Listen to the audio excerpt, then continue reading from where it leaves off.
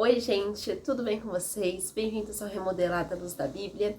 E no vídeo de hoje a gente vai falar sobre um tema muito legal e um tema até bem conhecido no nosso meio cristão. O tema de hoje é livramento. Mas antes, vamos começar?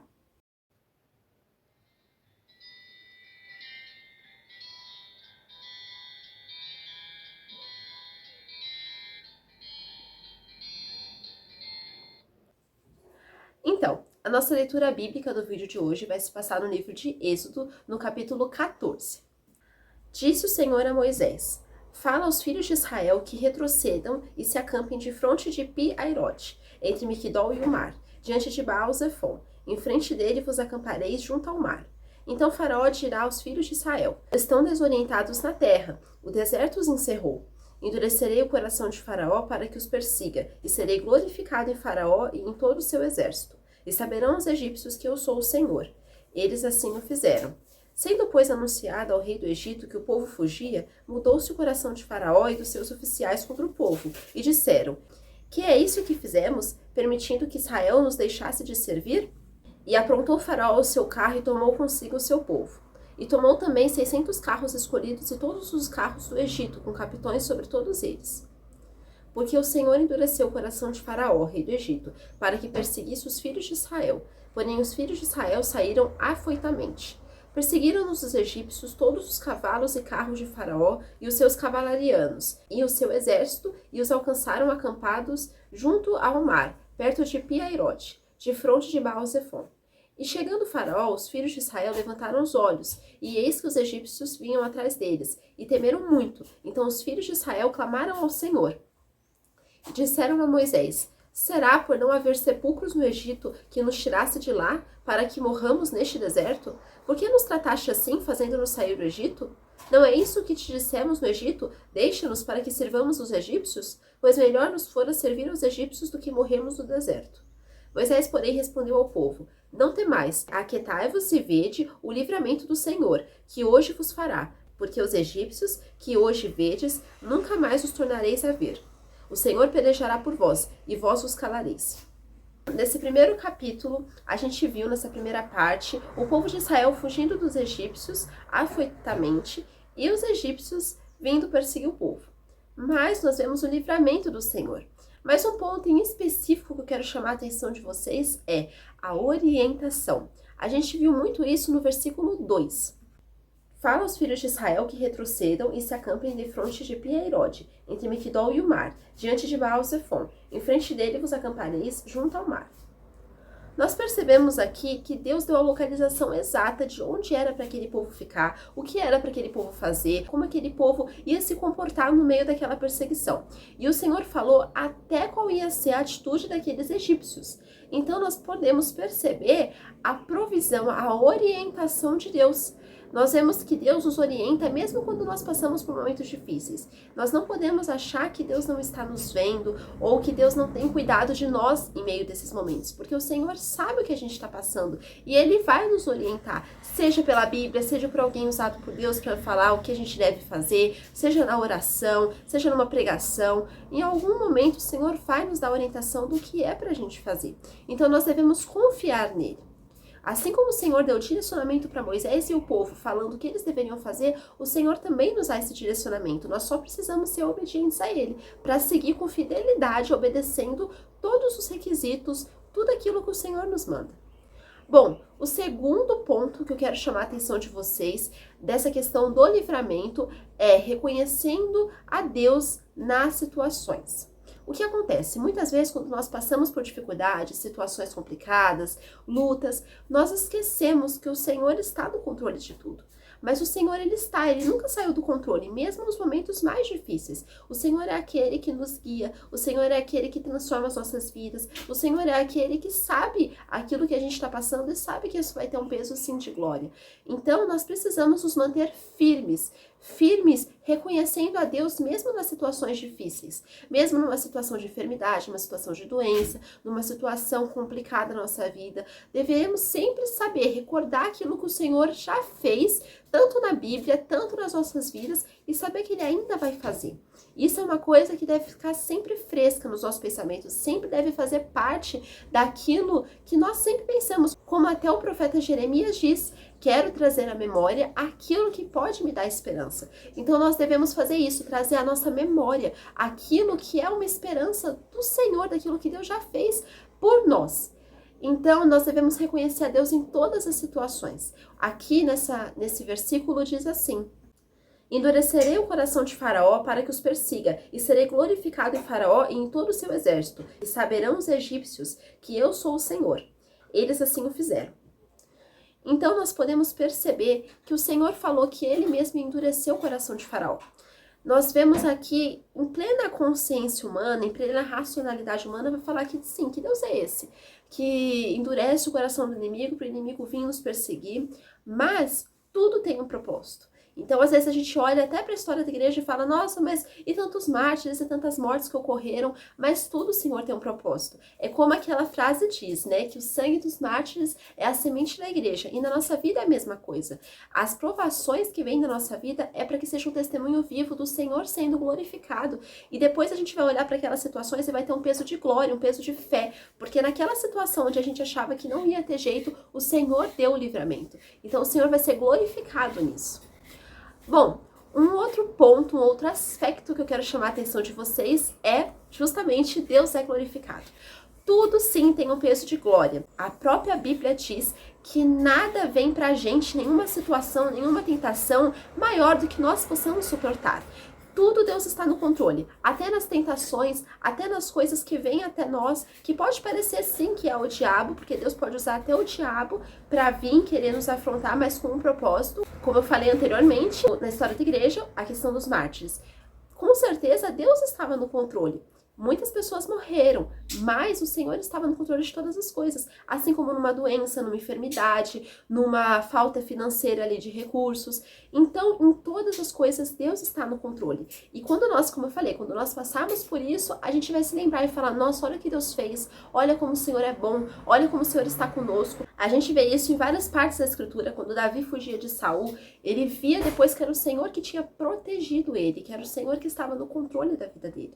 Também nós podemos perceber um outro ponto que faz parte desse texto, é a pressa para sair do pecado. Aquele povo saiu afoitosamente, eles não ficaram ali se demorando ali no Egito, mesmo porque era o mandamento do Senhor, que eles tinham que sair rápido. Eles não podiam ficar lá demorando e conversando. Então vamos trocar uma ideia, vamos tirar a última foto do Egito pra gente ter ali um histórico, pra gente ter o que olhar. Não, eles tinham que sair muito rápido. Os israelitas, eles saíram ali do Egito com uma pressa enorme. E nós devemos ter essa pressa para sair do pecado. É claro que a gente não vai sair do mundo planeta Terra, mas é como até o Senhor disse ali na oração sacerdotal, o Senhor Jesus falou para Deus.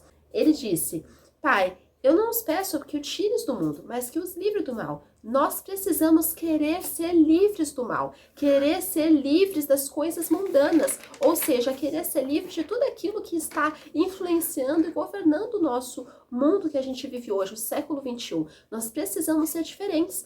Como a gente vê até na história, né, da igreja, mais uma vez, os puritanos, os quakers, tantos grupos que resolveram fugir daquilo que estava ali governando, os anabatistas. Nós precisamos fugir de tudo aquilo que nos aprisiona, de tudo aquilo que serve como um imã para a nossa vida espiritual, querendo nos agarrar ao pecado. Quando Deus fala ali para Ló, para ele fugir daquele lugar, ele tinha que fugir sem olhar para trás. Nós não devemos olhar para trás, para aquelas situações de pecado, para aquilo que a gente deixou para trás. A gente tem que fugir afoitosamente, como até o Senhor fala, para a gente fugir da aparência do mal. É uma aparência ainda, mas depois o mal vai ser ali concebido. Então nós precisamos fugir sempre, sempre, sempre. Quando você vê uma situação ali, uma aparência, você sabe que aquilo não vai dar certo, o Espírito Santo já fala assim: ó, perigo, perigo, perigo na sua alma. Você foge de lá, porque senão não vai dar certo. Então nós vemos até José em Gênesis fugindo da mulher de Potifar. Por quê? Porque aquilo era algo tentador. Mas ele falou: não vou. praticar tamanha maldade contra Deus e até contra o marido daquela mulher, por mais que nem ela se respeitasse. Então, nós precisamos ter esse posicionamento de não querer ficar no meio das situações, querer ficar envolvidos com o mundo. Nós precisamos, sim, ter uma vida íntegra perante Deus e amar somente o Senhor e as coisas do Senhor. E as pessoas, sim, nós precisamos amar, mas, principalmente, o Senhor deve estar governando as nossas vidas. Um outro ponto muito interessante dessa história é: clamaram ao Senhor. Isso se encontra no versículo 10. E chegando o faraó, os filhos de Israel levantaram os olhos, e eis que os egípcios vinham atrás deles, e temeram muito. Então os filhos de Israel clamaram ao Senhor. Nós percebemos que os filhos de Israel aqui, a nação israelita, eles clamaram ao Senhor, pedindo também que o Senhor nos livrasse. É claro que eles não foram perfeitos 100% do tempo, eles tiveram sim, como a gente vai ver mais pra frente, a questão da murmuração, nem tinham saído direito do Egito, mas já também estavam murmurando.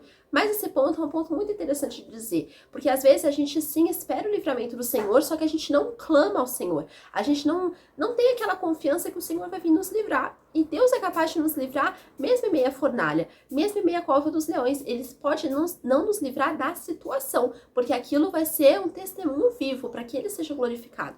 Mas lá dentro, ele vai nos dar sim o livramento, sabe? Então nós precisamos clamar ao Senhor, orar, pedindo para que o Senhor nos salve a nossa mente de ficar preocupada com as coisas desse mundo, ou ficar cheia, ficar satisfeita demais com as situações desse mundo. Nós precisamos estar de acordo com a palavra do Senhor, nós precisamos estar andando lado a lado com Cristo e pedindo para que Ele realmente venha cumprir a vontade dEle nas nossas vidas. Um outro ponto que eu quero chamar a atenção de vocês é: não temas. A gente vai ver isso no versículo 13.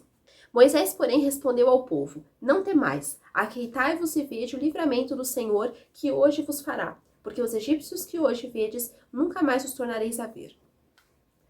Então a gente vê até Moisés acalmando aquele povo, falando: não, vocês não podem temer, não temam, porque vocês vão ver o livramento, o testemunho que isso vai ser. Então a palavra hebraica que significa aquietar-vos, significa tomar posição. Então quando a gente toma essa posição de aquietar e não deixar as situações virem nos afligir, nos proteger, essa palavra significa, como eu falei, tomar posição. É uma posição que a gente toma. Não é algo que vem genuinamente no meu coração, ai, que vontade de confiar em Deus. Não. A gente tem que tomar uma posição, tomar uma atitude. Eu vou confiar em Deus, mesmo porque Deus vai ser glorificado nessa situação. E depois eu vou olhar para essa situação e vou falar como Deus é bom, como Deus é capaz de fazer tudo. E aquilo para Ele não foi nada, sabe? Então, nós precisamos tomar essa posição. Nós precisamos decidir ser pessoas fiéis ao Senhor, ser pessoas que vão confiar no Senhor em todas as circunstâncias, e não só nas circunstâncias boas da nossa vida. Uma outra situação que eu quero chamar a atenção de vocês, que é o tema desse vídeo, é o próprio livramento. Deus nos livra até nas situações. Ele pode nos livrar das situações, mas também Ele pode nos livrar nas situações. E tem uma diferença. Quando a gente fala nos livrar das situações, por exemplo, a gente vê casos que o Senhor livrou ali daquela situação. Então nós podemos ver casos do povo não passar por aquela situação de morte, não passar por aquela, por exemplo, Esther, né? Quando teve aquele decreto, Deus livrou eles daquele decreto, usou Esther para mudar a história daquela nação, né? Mudar a história ali, o decreto que já estava afirmado, já estava ali assinado, já estava tudo confirmado. E aí o Senhor usou Esther ali para livrar aquele povo da morte. Mas também vemos a situação de Daniel, que foi livrado na cova dos leões. Ele não foi livrado da cova, ele foi para a cova. Mas ele, mesmo assim, teve o nome de Deus glorificado na vida dele, saindo de lá vivo. E a gente vê depois aqueles que queriam a morte dele sendo enviados para a mesma cova de leões, depois que tiraram ele, e falam que antes deles chegarem até o fundo da cova, eles já tinham sido estraçalhados, despedaçados pelos leões. Então, nós vemos essa situação, né, de ser livrado na situação e da situação. Independentemente da forma que o Senhor vai usar, se é da situação ou na situação, nós precisamos nos manter firmes em Deus e confiança, porque o Senhor vai enviar o livramento. E mesmo, por exemplo, se passarmos pela morte, quando a gente vê os mártires de novo, nessa questão do martírio e tal. Eles foram para um lugar bem melhor, eles foram para o reino celestial, onde é o nosso destino como cristão. É a nossa origem, é o nosso destino. Nós precisamos voltar para lá. Então vai ser um lugar muito melhor do que a gente vai estar vivendo aqui na Terra. A Bíblia fala que nem olho viu, nem ouvido ouviu, nem subiu ao coração do homem aquilo que Deus tem preparado para aqueles que o amam. E isso vale sim para coisas aqui terrenas, sim, que Deus tem algo muito melhor, mas isso também vale para o céu. Nós também podemos perceber o Deus que peleja por nós. Deus, ele peleja, ele luta as nossas guerras. E a gente viu isso no versículo 14 e vamos ler de novo e relembrar aquilo que o Senhor já falou conosco. O Senhor pelejará por vós, e vós vos calareis. Nós percebemos que o Senhor realmente peleja por nós. O Senhor sabe aquilo que nós precisamos, o Senhor sabe aquilo que nós temos necessidade. E detalhe, a gente percebe o cuidado de Deus em todas as situações. O Senhor é aquele que luta as nossas guerras, ele está à frente das nossas batalhas, mas é claro, batalhas lícitas, né? Não é a gente fazer o que quer e o que não quer também, e ficar ali no meio do pecado e achar que o Senhor vai pelejar por nós. Não. A gente precisa ter noção que a nossa caminhada precisa ser limpa perante Deus. E não ser uma caminhada que a gente faz de tudo o que é pecado, e depois, ai, Senhor, você pode me livrar? Ele pode sim, porque ele tem poder para isso, mas não significa que ele vai fazer isso. Bom, um outro ponto que eu também quero chamar a atenção de vocês está no versículo 15. Disse o Senhor a Moisés: por que clamas a mim? Dize aos filhos de Israel que marchem. Esse ponto é, quando já sabemos o que Deus quer de nós, ele repete a ordem. Deus tinha falado para Moisés: por que você está clamando a mim? Eu já falei o que é para você fazer. Diz aos filhos de Israel que marchem. Então nós precisamos escolher obedecer a Deus. Às vezes a gente fica ali perguntando: Senhor, o que o Senhor quer de mim? O que o Senhor quer da minha vida? Mas ele já falou, ele já disse, já está escrito na palavra dele. Não é uma coisa assim que nós não sabemos, não temos nem noção. Não, nós precisamos ser obedientes e dar ouvidos à voz do Senhor. Ter visão espiritual, ter discernimento, isso sim.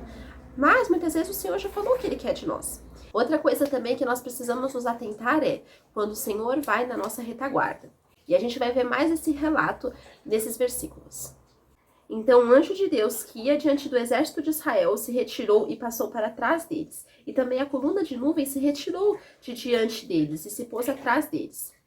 Então nós podemos perceber que até o Senhor, ele estava indo à frente, mas teve uma hora que ele fez separação entre o exército ali de Israel, o povo de Israel e o exército egípcio. Então, ele fez essa separação para mostrar, ó, eu tô aqui no meio, eu vou proteger eles, né, Israel, mas esses aqui vão ser destruídos. Eles vão ser um povo que vão morrer ali, porque eu endureci o coração de Faraó, e eles não vão subsistir. Então, o povo de Israel ia ver aquele testemunho. Então, tem vezes que o Senhor, ele vai sim, o Senhor vai estar na nossa frente, ele vai nos orientar, mas tem vezes que ele vai estar lá atrás da gente nos protegendo, sabe? Não pra gente fazer as nossas vontades, mas nos protegendo, assim, como um cuidado, como um zelo. A Bíblia fala que o anjo do Senhor está ao nosso redor, guardando aqueles que o temem. Então, nós precisamos, sim, guardar a palavra do Senhor, lembrarmos dos versículos e ter isso como convicção e confiança no nosso coração. Nós não podemos achar que a vida vai ser levada assim do nosso jeito, da nossa maneira. O Senhor vai nos proteger, mas nós também precisamos fazer a nossa parte. Também precisamos ter muito fresco na nossa mente o ponto de sentidos invertidos. Nós precisamos ter isso em mente. Por quê? Aquilo que é escuridade para o mundo, por exemplo, as coisas do Senhor, é chato para o mundo não quer saber, o mundo não quer adorar o Senhor, eles acham que eles estão certos, né? Se você for ver a cultura do mundo, é totalmente diferente da cultura de Deus. Aquilo que é escuridade para o mundo, que é desprezível para o mundo, para nós é luz. Para nós é fonte de vida eterna. É como até o pastor Paulo fala, né? Que o sacrifício do Senhor pode ser escândalo para uns, loucura, mas para nós é vida, para nós é salvação. Então nós precisamos ter dentro de nós que nós não nos movemos por aquilo que está no mundo, mas nós nos movemos por aquilo que está na palavra de Deus, como diz o versículo 20. E ia entre o campo dos egípcios e o campo de Israel. A nuvem era escuridade para aqueles, e para este esclarecia a noite, de maneira que em toda a noite este e aqueles não puderam aproximar-se. Então nós podemos perceber que enquanto a nuvem estava ali sendo objeto de luz para os israelitas, para os egípcios eles não estavam enxergando nada, né? Aquela nuvem, aquela luz vinha de Deus e realmente o mundo não vai entender. Mas nós precisamos estar firmes em Deus e não buscarmos a aprovação do mundo. Nós também precisamos lembrar que o impossível se torna possível com Deus. É Deus que faz o impossível se tornar possível porque Ele tem poder para isso. Mais para frente, nos próximos versículos, vamos ver os relatos do livramento que o Senhor fez sobre o povo de Israel. Então Moisés estendeu a mão sobre o mar, e o Senhor, por um forte vento oriental que soprou toda aquela noite, fez retirar-se o mar, que se tornou terra seca, e as águas foram divididas. Podemos perceber as águas sendo divididas sobre aquele povo. Olha que testemunho lindo. Quando que aconteceu uma coisa dessas? Somente algumas vezes na Bíblia, uma com Moisés, uma com Josué, aconteceu também com Elias e com Eliseu. Nós vemos poucos relatos da água sendo dividida assim. Somente quando era realmente para mostrar que o Senhor estava lá.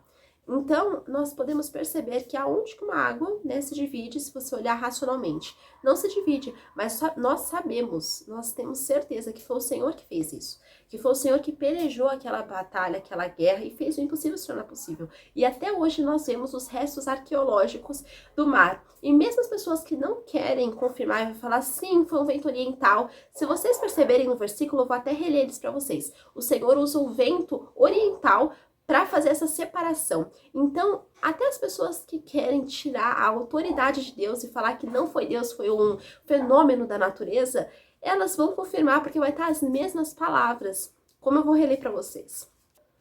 Então Moisés estendeu a mão sobre o mar, e o Senhor, por um forte vento oriental que soprou toda aquela noite, fez retirar-se o mar, que se tornou terra seca, e as águas foram divididas.